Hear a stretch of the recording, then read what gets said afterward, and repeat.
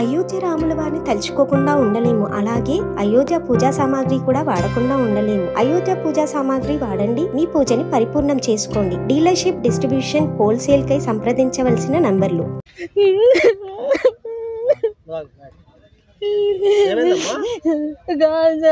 ఈ డిపార్ట్మెంట్ వాళ్ళు నా కొడుకు గింత చేస్తే 5 నిమిషాలలో నా ఇంట్లో వచ్చి కూర్చుంటారు.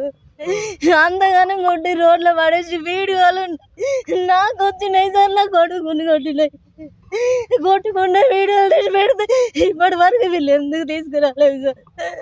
నా కొడుకుని ఏం చేసిరు?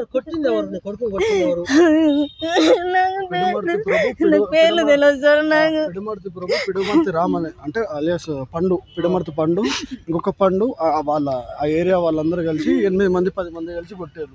మళ్ళీ ఇక్కడ బర్లపెంటలో తీసుకుపోయి రూమ్లో వేసి తాళం వేసి కొట్టి మరి మళ్ళీ బయటికి తీసుకొచ్చి అదే ఏబిఎం స్కూల్ నిర్మల హాస్పిటల్ ముందల ఇటుక పిల్లలతో కొట్టుకుంటూ దాంట్లో వీడియోలు తీసుకుంటూ కూర్చున్నారు. ఆపడానికి వచ్చిన వాళ్ళని కూడా రాళ్లతో బెదిరించినారు. అందరు మొత్తం వాళ్ళు బెదిరించి కొట్టి మళ్ళీ బండి ఎక్కించుకోపోదాం అనుకునే లోపు పక్కన ఉన్న వాళ్ళు ఆపడం వల్ల స్కిప్ అయ్యింది అక్కడి నుంచి. ఇప్పుడే కాదు, గతంలో కూడా అయింది, ఇదే అయింది, గతంలో కూడా అయింది. వాళ్ళే మళ్ళీ వచ్చి కొట్టిర్రు. ఎందుకు కొడుతున్నారో తెలియదు, వచ్చి బెదిరిస్తారు, కొడుతున్నారు. అసలు మెయిన్ కారణం ఏంది? దీనికన్నా కారణం ఏంటంటే మామూలుగా పోతుంటే ఏదో అమ్మాయి విషయంలో అమ్మాయి విషయంలో ఏంటంటే వాళ్ళ ఇంట్లో తల్లిదండ్రులతో కూడా మేము మాట్లాడినాం.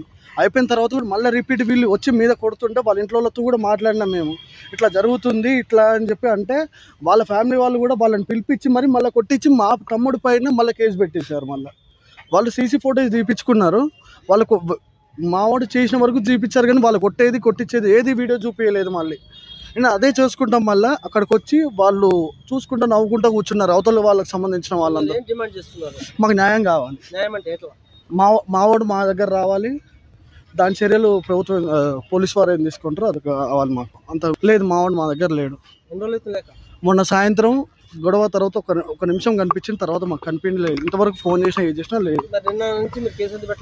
ఏంటంటే మేము గొడవ అయింది అనుకున్నాం కానీ ఇంత పెద్దగా అయిందని మాకు తెలియదు. మాకు వేరే వాళ్ళు మా ఏరియా వాళ్ళందరూ ఫోన్ నా చేతులు అనుకుతున్నాయి. నన్ను వాడు కొట్టిండు మమ్మీ అంటే మరి రారా అన్న కానీ ఇంత పెద్ద కొట్టిండని నాకు వీడియో 1 సెకండ్ కన్నా ఎక్కువ నేను చూడలేకపోతున్నా సార్. నా కొడుకు ఏమన్నా తప్పు చేస్తే లోపల అయ్యాను కానీ ఇంత అరాచకం ఏంటి సార్? నాకేనా ముందే వాళ్ళేరు.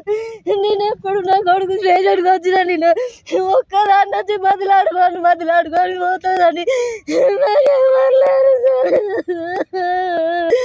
ఇప్పుడు లేడు సార్, నా దగ్గర కనిపించలేదు, కనిపించలేదు.